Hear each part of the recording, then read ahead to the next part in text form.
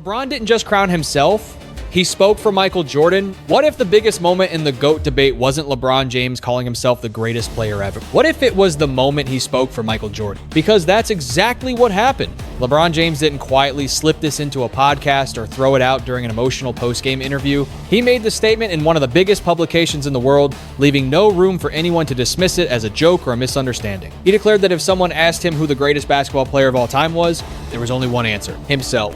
But then came the line that instantly changed the conversation across the NBA. LeBron didn't stop with his own opinion. He said Michael Jordan would answer the same way, Kobe Bryant would do the same, Magic Johnson, Larry Bird, Shaquille O'Neal, Wilt Chamberlain, Kareem Abdul-Jabbar. According to LeBron, every all-time great would choose themselves over anyone else. At first, that sounds like supreme confidence. Then you stop and think, did Michael Jordan ever actually say that? Or did LeBron accidentally open a door that basketball fans have been waiting years to walk through? Because here's what makes this story so fascinating. Just months before LeBron's comments exploded across social media, Michael Jordan had already addressed the GOAT conversation in one of his most revealing interviews ever. He didn't sound angry, he didn't sound defensive, and he certainly didn't sound like someone trying to convince the world he was better than everyone else. Instead, Jordan said something that completely changed the direction of the debate. A single sentence. One sentence that many fans believe directly challenges the very foundation of LeBron's argument. Suddenly, this wasn't just LeBron versus Jordan anymore. It became LeBron's interpretation versus Jordan's own recorded words. And that's why this debate has exploded once again. Was LeBron simply expressing the confidence every legendary athlete should have? Or did he go one step too far by telling the world how Michael Jordan would answer a question that Jordan had already answered himself? By the end of this video, you'll hear both perspectives, the context behind each statement, and why millions of NBA fans remain divided years later. But before we continue, let us know where you're watching from. We love seeing NBA fans joining us from all over the world.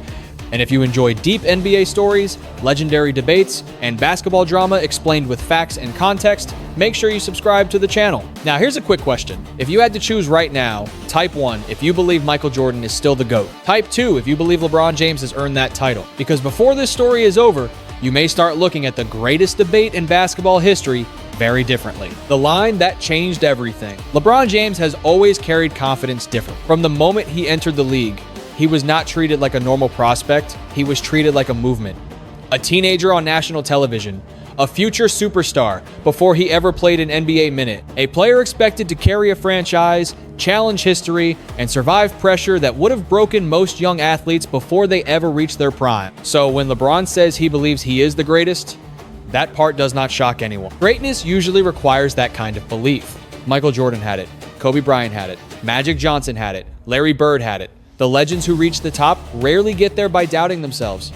They walk into arenas believing they can control the game, change the moment, and become the reason everyone else remembers that night. But LeBron's statement became different because he did not only speak for himself, he spoke for history. When he said Michael Jordan would say the same thing, he took the GOAT debate out of the usual fan argument and placed it directly in front of the men who built the sport's legacy. Suddenly, the question was not only, is LeBron better than Jordan? The question became, did LeBron correctly describe how Jordan actually thinks? And that is a much more dangerous conversation. Because Michael Jordan is not some silent figure whose opinion is impossible to find. He has already spoken about this. He has already explained why comparing eras is complicated. He has already warned people not to erase the players who came before. That is why LeBron's comment hit so hard. To his supporters, it was simply honesty.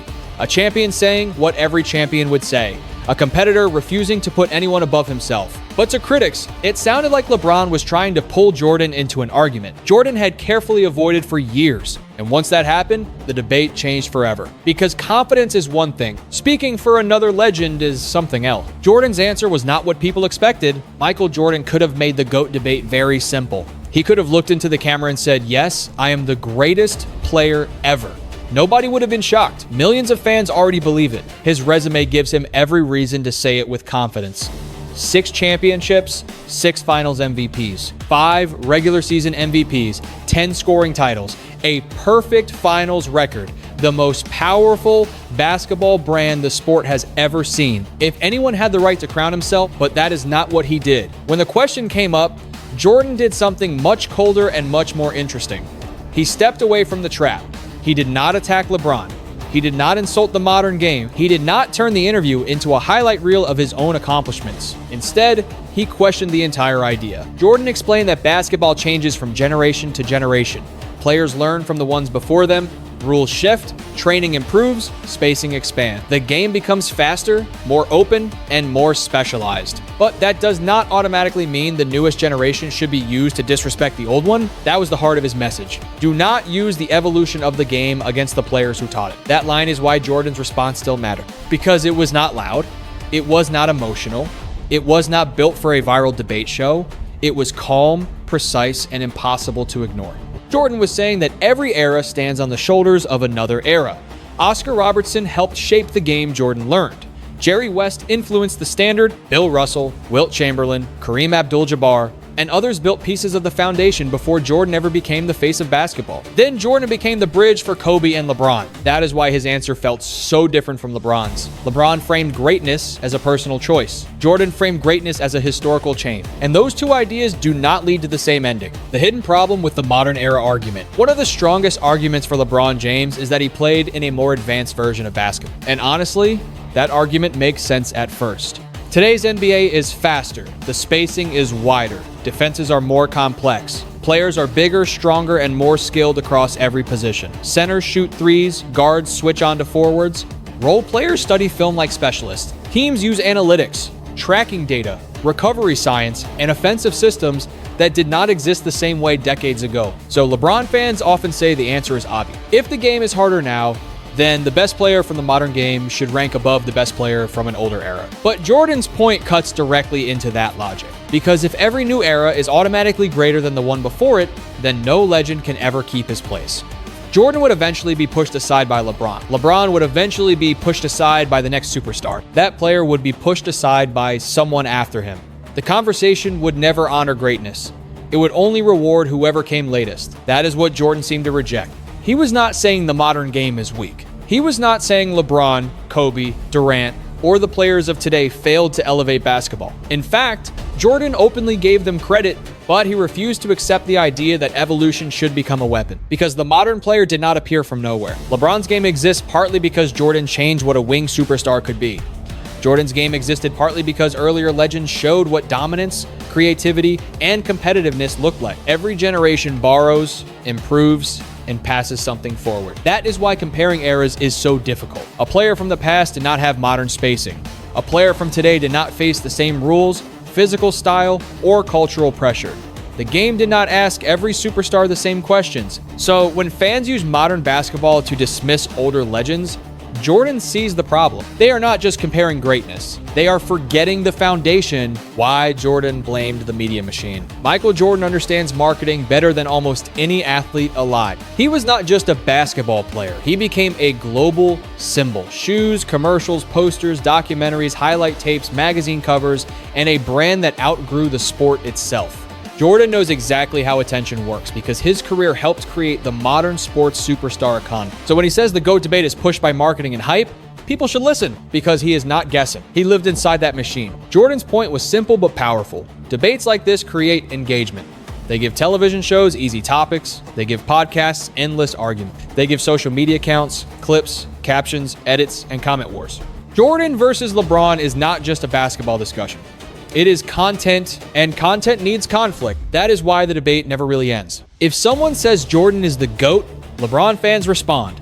If someone says LeBron passed Jordan, Jordan fans fire back. Kobe fans enter the conversation. Kareem supporters remind everyone about longevity and scoring. Bill Russell defenders bring up 11 championships. Then the cycle starts again. Jordan called it a circular conversation, and he was right, because there is no final referee for this argument. No scoreboard can measure every era perfectly. No statistic can fully explain pressure, rules, competition, influence, leadership, fear, skill, and legacy all at once. But media does not need a final answer. It only needs the argument to continue. That is why LeBron's comment was so powerful. It gave the machine exactly what it wanted. A direct claim, a legendary name. A quote that could be compared against Jordan's own words, a perfect storm for NBA fans to debate again. But Jordan's warning was bigger than LeBron. He was saying that when fans let marketing control the conversation, respect gets lost.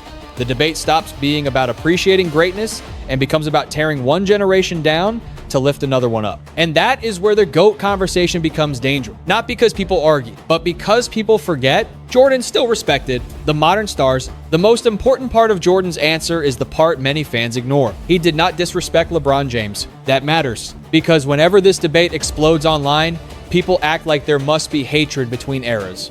Jordan fans accuse LeBron of chasing attention. LeBron fans accuse Jordan supporters of living in the past. Kobe fans defend Mamba mentality. Younger fans bring up advanced stats. Older fans bring up toughness, rules, and championships. But Jordan himself did not sound bitter. He praised LeBron's career. He acknowledged Kobe Bryant. He mentioned Kevin Durant and the players who elevated basketball in the modern era. He understood that the game had grown, and he gave credit to the athletes who helped push it forward. That is what makes his response so effective. If Jordan had simply attacked LeBron, fans could dismiss it as jealousy. If he had acted like today's players were soft or overrated, the conversation would become another old school versus new school argument. But he did not do that. He gave respect first, then he made his point. That approach made his words harder to ignore because it showed balance. Jordan was not trying to protect his throne by tearing down everyone else. He was trying to protect the history of the game from being reduced to one simple ranking. That is the difference. Jordan can admire LeBron and still reject the idea that LeBron automatically ranks above every legend. He can respect Kobe and still refuse to erase Magic, Bird, Kareem, Russell, Wilt, Oscar, and West. He can celebrate modern basketball while still defending the players who built the road. And that is where the debate becomes more mature. Maybe the real issue is not whether LeBron has the right to believe he is the greatest. Of course he does. The issue is whether greatness should require pushing everyone else into second place. Jordan's answer suggests something different. Maybe the game's bigger than one crown. Maybe every era has its own king. The problem with speaking for Kobe, Magic, and the legends. LeBron's comment became even more sensitive because he did not only mention Michael Jordan, he also mentioned Kobe Bryant, and that changed the emotional weight of the conversation. Kobe is no longer here to answer for himself.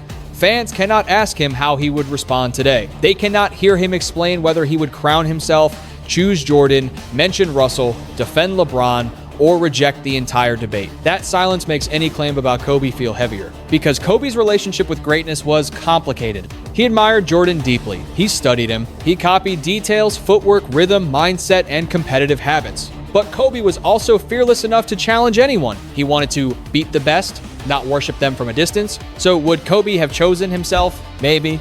But saying it for him is still risky. The same goes for Magic Johnson, Larry Bird, Shaquille O'Neal, Wilt Chamberlain, Kareem Abdul-Jabbar, and every other legend LeBron brought into the conversation. Each one had a different personality, a different career, and a different way of seeing basketball history. Magic often speaks with joy and respect for the game. Bird was brutally competitive, but rarely needed extra words. Kareem's legacy stretches across high school, college, and the NBA. Shaq has never lacked confidence.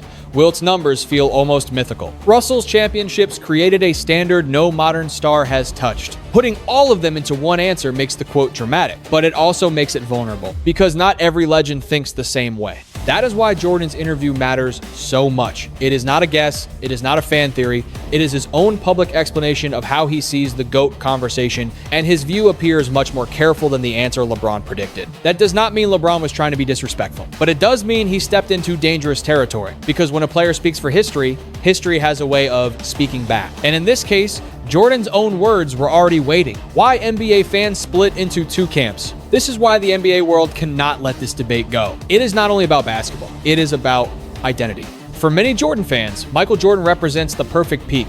The undefeated finals record, the killer instinct, the global takeover, the 6 rings in 6 tries, the feeling that when the biggest stage arrived, Jordan always became inevitable. To them, LeBron's argument can feel like a challenge to something sacred. But for LeBron fans, the case is just as powerful. They see unmatched longevity, impossible expectations, 4 championships across 3 franchises, 8 straight finals appearances, all-time scoring records, elite playmaking, and a career that survived constant pressure from age 18 into his 40s. To them, denying LeBron feels like refusing to accept what is happening in front of your eyes. That is why both sides argue so hard. They are not only defending players, they are defending era. Jordan fans remember the mythology, the flu game, the shrug, the last shot, the dominance, the sense that basketball bent around one man's will.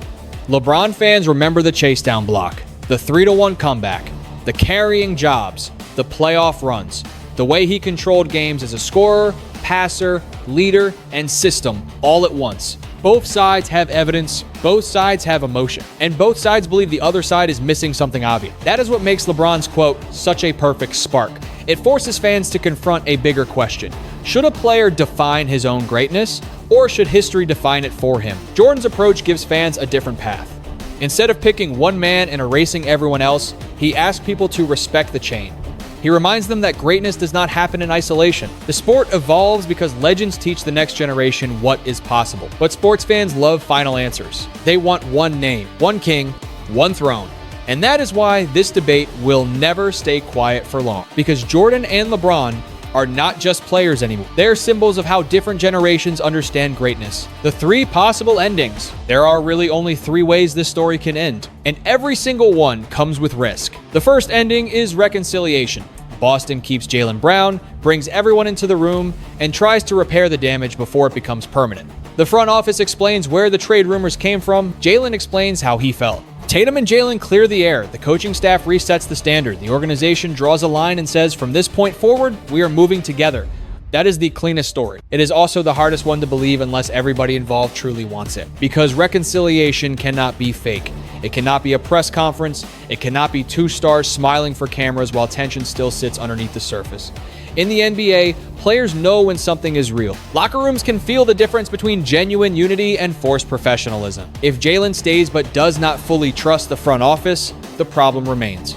If Tatum accepts the public explanation but privately feels disrespected, the problem remains. If role players sense that the two stars are not fully connected, the problem remains. Still, if Boston somehow fixes this, it could become powerful.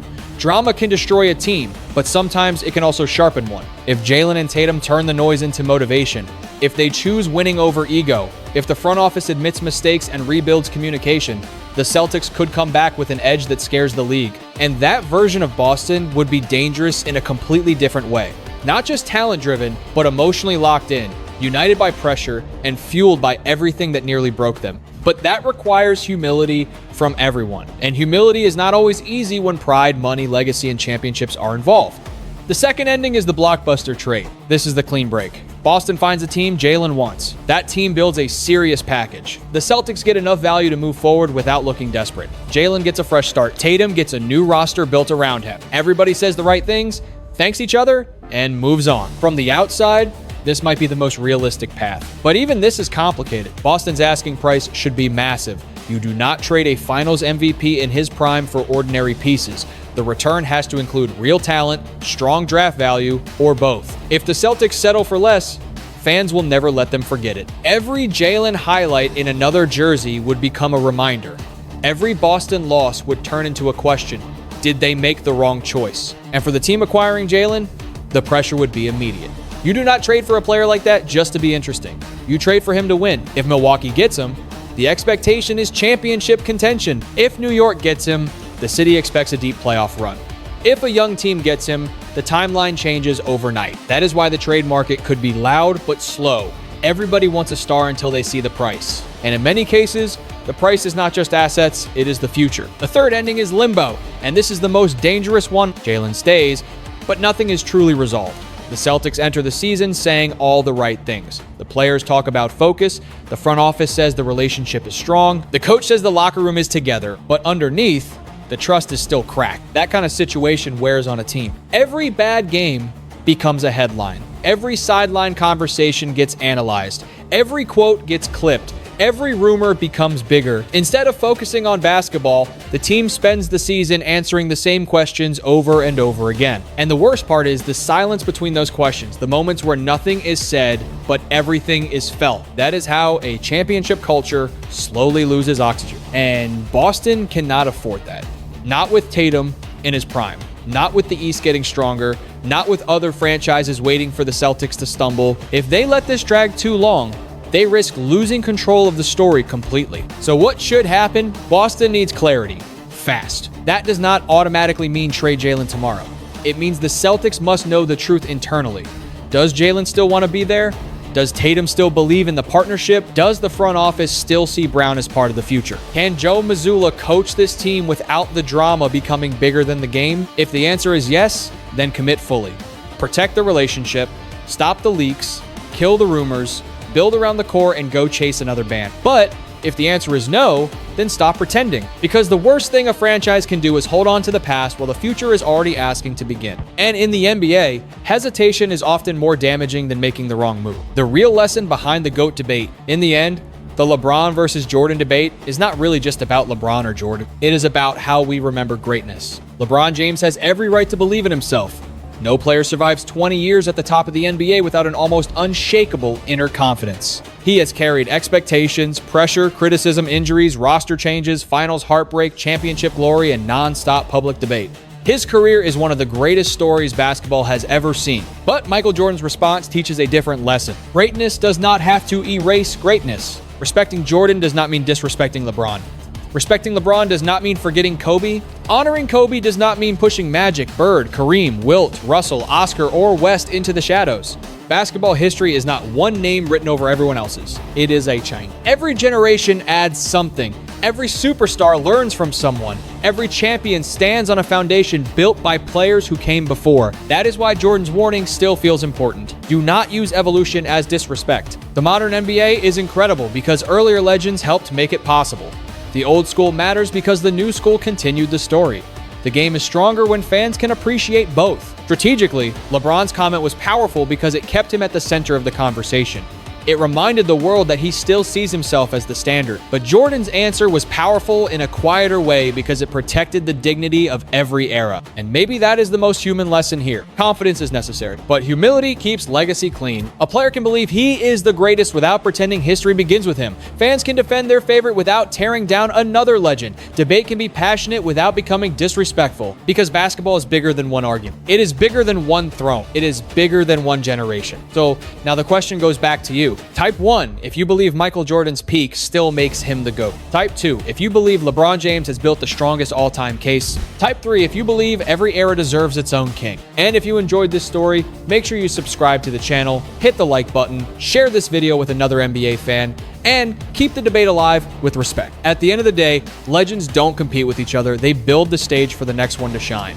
And maybe that is what makes basketball history so powerful. Every era thinks it is the final answer, until the next one arrives and changes everything again.